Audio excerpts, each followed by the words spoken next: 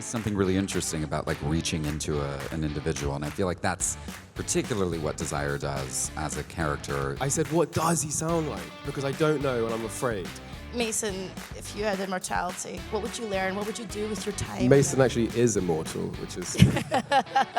Sandman ultimately is a story about stories, about storytelling. In the end, everything comes down to the stories that we tell. The wonderful Mason Alexander Parr!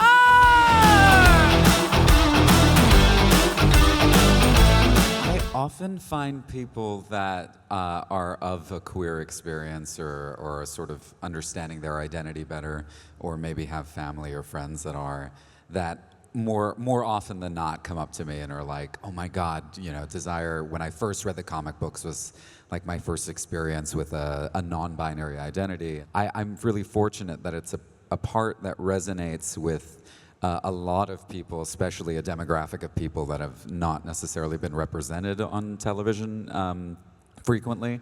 So it feels special. It feels like an event. It feels like you're a part of something that I always wanted to see when I was a kid. You know, I would have loved a character like Desire when I was growing up. So it's very cool to get to be on the other side of it. Do you think we still have a long way to go? I do. I mean, I think that Sandman is a pretty remarkable blueprint for how you can cast a show with the litany of identities and just allow those characters to exist as they are without necessarily having to write any of that in.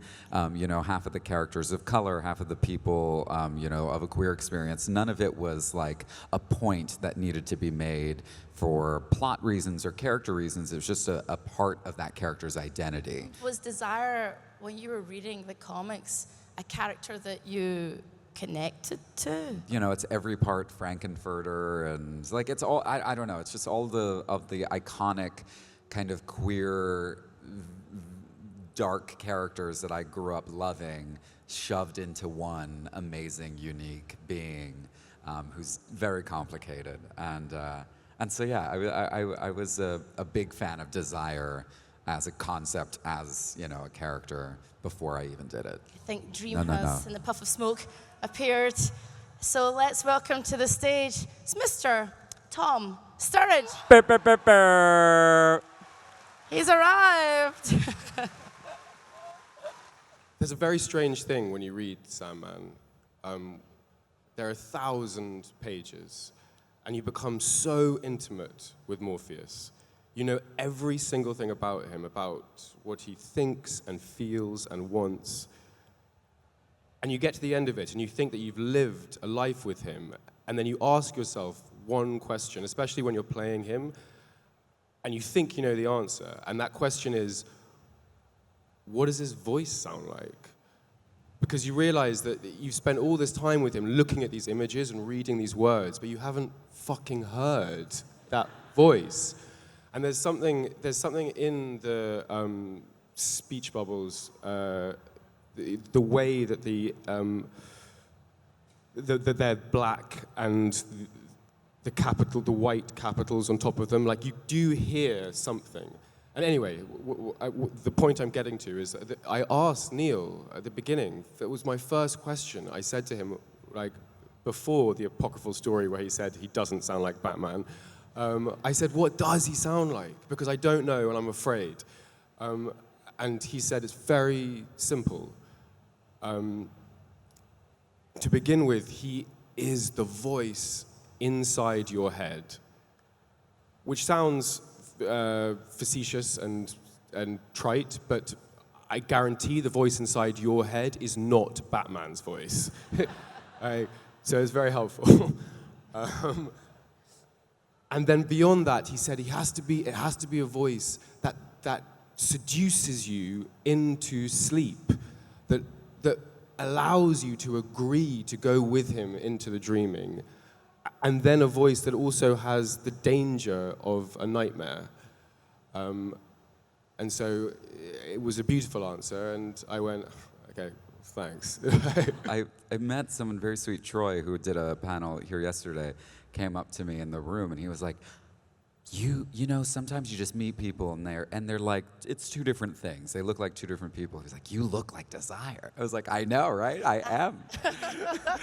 Thanks. But I feel like I probably beyond like just identity as a whole, when it comes to like gender identity and that sort of thing, I feel like I identify with Desire in terms of probably in all the bad ways. Like I'm not a meddler, but I do like to push the limit at times and kind of play with people in a fun way. I like the idea of opening people up to experience is one of, I think, the coolest things in the world. It's part of why I'm an actor. It's part of why I do anything. And there is something really interesting about like reaching into an individual, and I feel like that's particularly what Desire does as a character in both the comics and the television series that I connect with. And then all the naughty stuff, too. Oh, I like that. All right. And what about you, Tom? What do you sort of connect to with Dream? I mean, I don't know. I've always thought of myself as like a curator of the universe's subconscious. Of course. So I think they were on the money, really. Mason, if you had immortality, what would you learn? What would you do with your time? Mason actually is immortal, which is... Well, great. I'm waiting for your insights. I like to think that I'm always in a state of change. I think that's something that I share with Desire as a character, too. Like, this self-exploration, the release of I don't know, ego or pressure to be one thing forever is very important, I think, to a point to get to as an artist, as a person. And I hope that I'm like constantly trying to get to that point where I'm, you know, okay with just being something new whenever I need to be. I love the thought of just telling more stories about the Endless and about the way that the family itself intermingles, because I think that familial stories are, I mean, they're proven time and time again to kind of be something you can return to. I mean, looking at like massive hits like, you know, The Sopranos to Succession. So I don't know. I feel like my spin-off I would want it to still be a part of the main universe and involve the family. How do you both prepare and find the voice for your characters? With Desire in particular, I sort of started with where my voice already is, because I think I hear it in a similar way to how I hear Dream. Like there is a weight and a presence to all of the Endless. And so because of that, I was like, well, I think I'll just use kind of like the lower part of my range that I don't often use in my work, which was really nice because I didn't have to work as hard. But from there, it was just like voices in my head and people in my head that kind of gave me those feelings in times in my life, certain sound qualities that like make your back kind of arch when you hear people talk, and that was very important. That was important, you know, to me and to that character. Morpheus has thought, like every thought that could possibly be thought. Like he is endless, and therefore when he speaks, there's no hesitation. It is written in stone. And so I guess I just thought of what it might sound like to write in stone with my voice. How would you recommend, as a trans person, getting into the industry? Because I know there's not many roles nowadays. Yeah, it's you know, I got into this business when there was nothing. Like there were really no roles yet. And I was worried about what that meant for me as an actor. But thankfully, the theater, oddly enough, I feel like is a little more diverse when it comes to the way that they cast things, which is sort of why I ended up there.